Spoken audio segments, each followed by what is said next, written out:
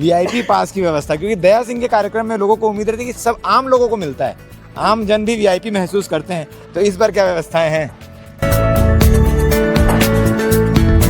और 16 तारीख को कलश यात्रा, 16 अगस्त को संडे के दिन हमारी हजारों बहनें वो कलश यात्रा में निकलेंगी। इस बार भी कलश यात्रा में भव्य झांकियां रहेंगी।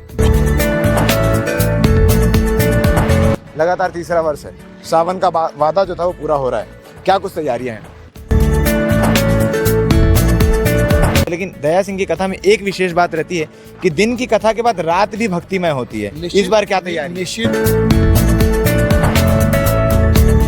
साल दर साल लोगों की अपेक्षाएं जो है वो दया सिंह से बढ़ती चली जा रही है, क्योंकि पिछली बार एक इतिहास भी रचा था। छत्तीसगढ़ के इतिहास में 5 डोम कहीं नहीं लगे थे। इस बार कितने डोम की तैयारी है?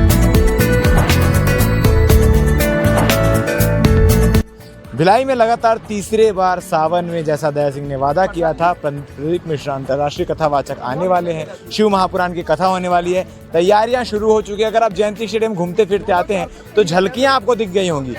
कार्यालय भी बन चुका है और आज भूमि पूजन हुआ है। क्या कुछ रूपरेखा रहने वाली है, ये भी बातचीत करेंगे। क्या कुछ विशेष हर बार से अलग इस बार रहने वाला है, क्योंकि काफ़ी बड़ी प्लानिंग के साथ इस बार तीसरे वर्ष का आयोजन किया जा रहा है। दया सिंह जी, लगातार तीसरा वर्ष है, सावन का वादा जो था वो पूरा हो रहा है, क्या कुछ तैयारियां हैं? आज भूमि पूजन का कार्यक्रम रखा गया था और हमारे प्रदेश के यशस्वी मुख्यमंत्री विष्णुदेव साई जी की धर्मपत्नी कौशल्या दीदी जी का आगमन हुआ। उन्हें रुद्र महाअभिषेक किया गया और उसके पश्चात आप क्या बोलते हैं, भूमि पूजन हो गई है। आगे की अब तैयारियां हमारी जोर शोर से आज से प्रारंभ हो जाएगी। कार्यालय हमारा बन गया है। अब रजिस्ट्रेशन वगैरह लोगों को करना, सेवा पंडाल की सेवा को लोगों को करना, और जहाँ जहाँ से कॉल्स आ रहे हैं, फ़ोन आ रहे हैं, लोग को इंतजार है कब कहाँ कैसा होगा, तो सब व्यवस्थाएं यहाँ से सुनिश्चित कर ली जाएगी। बोलबम समिति के अलग अलग पदाधिकारियों को अलग अलग जिम्मेदारियों के साथ एक टीम बना दी गई है। आज से वो कार्य करेंगे और 16 तारीख को कलश यात्रा, 16 अगस्त को संडे के दिन हमारी हजारों बहनें वो कलश यात्रा में निकलेंगी। इस बार भी कलश यात्रा में भव्य झांकियां रहेंगी। भव्य झांकियां रहेंगी और हरियाणा प्रदेश से आएंगे माँ पार्वती, भोले शंकर आपको शिव तांडे और विभिन्न मुद्रा में दिखेंगे और एक आनंद का क्षण होगा टाउनशिप के लिए, भिलाई के लिए। और ये तीसरे साल जो कि शिव महापुराण की कथा होगी प्रदीप मिश्रा जी की, तो गोल्डन बुक वर्ल्ड रिकॉर्ड भी इस बार भिलाई को में दर्ज होगा। साल दर साल लोगों की अपेक्षाएं जो है वो दया सिंह से बढ़ती चली जा रही है, क्योंकि पिछली बार एक इतिहास भी रचा था। छत्तीसगढ़ के इतिहास में 5 डोम कहीं नहीं लगे थे। इस बार कितने डोम की तैयारी है? 5 डोम तो लगेंगे और ऐसी व्यवस्था बनी तो और भी आप देखेंगे। खाने का भी हमने अलग से बनवा दिया है, कार्यालय इस बार अलग से बनवा दिया। बहुत सारी मेडिकल कैंप, पुलिस महकमा का ऑफिस, हर चीज अलग अलग से हम बना रहे हैं। मतलब सर्व सुविधा युक्त लोगों को जो आएंगे, भक्तगण, सेवकगण, जहाँ से आएंगे उन सबकी हम सेवा कर पाएं, इसी सौभाग्य के साथ कार्य करेंगे। एक आखिरी और सबसे महत्वपूर्ण सवाल जो मैं आपसे हर बार पूछता हूँ, वीआईपी पास की व्यवस्था, क्योंकि दया सिंह के कार्यक्रम में लोगों को उम्मीद रहती है कि सब आम लोगों को मिलता है, आम जन भी वीआईपी महसूस करते हैं। तो इस बार क्या व्यवस्थाएं हैं? आम जनताओं को मिलेगी, आम जनमानस को मिलेगी, सब भक्त गणों को मिलेगा। सबके लिए एक बड़ी अच्छी व्यवस्था हमने की है।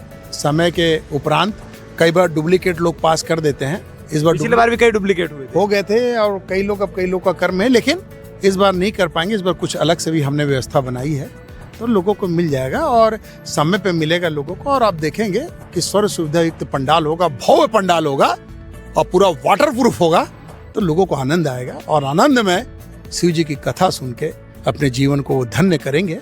और हम सबका सौभाग्य है कि हम उनके सहयोग के साथ में कहीं न कहीं बढ़ चढ़ के हिस्सा लेके आगे बढ़ चढ़ के कर पाएंगे। ये बोलबम समिति का जो दायित्व है, जो कर्तव्य है, जिस भाव के साथ हम आगे बढ़े हैं, उस भाव के साथ जितने भी भक्तगण आएंगे तो उनकी सेवा होगी।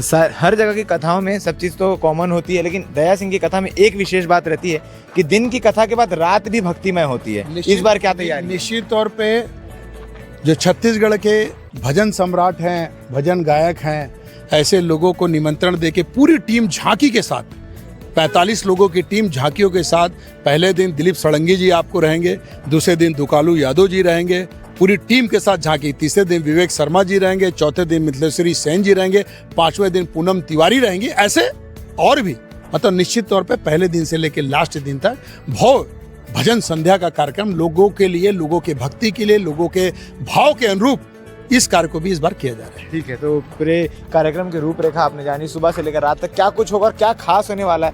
आप भी इस कथा में शामिल होना चाहते हैं, चाहे बतौर वॉलंटियर शामिल होना चाहते हैं या फिर दर्शक के रूप में, भक्त के रूप में शामिल होना चाहते हैं तो भी हो सकते हैं। बन रही है हमारे साथ। इस कार्यक्रम के लिए आप क्या कहना चाहेंगे, आप क्या सुझाव समिति को देना चाहेंगे? कमेंट सेक्शन में अपनी राय जरूर रखें। धन्यवाद।